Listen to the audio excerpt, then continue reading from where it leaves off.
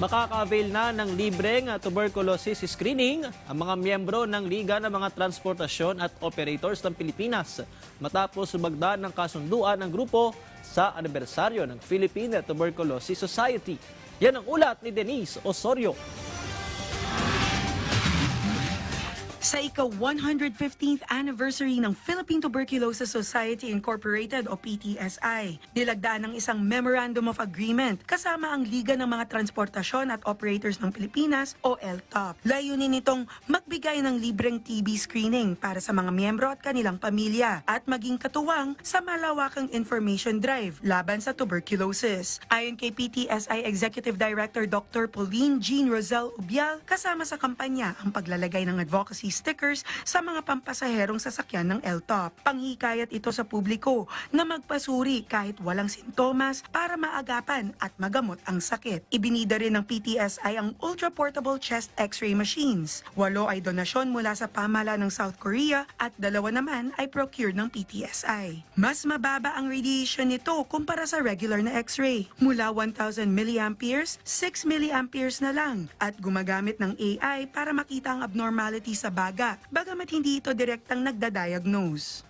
Because in our experience in tuberculosis, we see that even asymptomatic patients with no fever, cough, or weight loss can have tuberculosis. So it's important that we screen people even if they are well.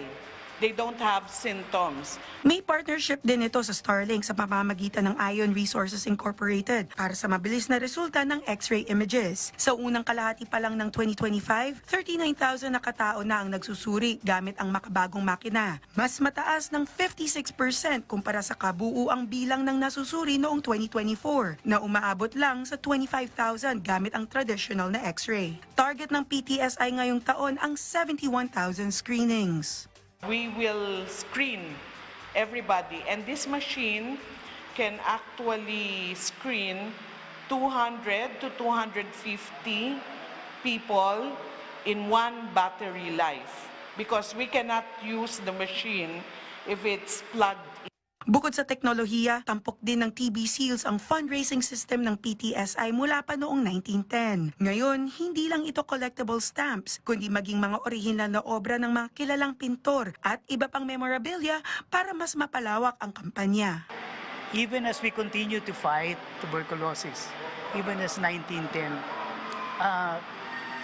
we would like to enjoin people to be more aware of their health practices.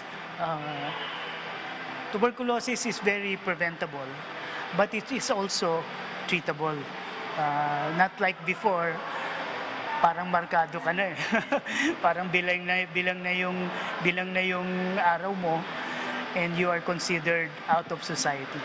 Binigyan naman ng PTSI ng parangal ang mga artist na nag-donate ng kanilang mga obra para sa laban against tuberculosis. Denise Osorio, para sa Pambansang TV, sa Bagong Pilipinas.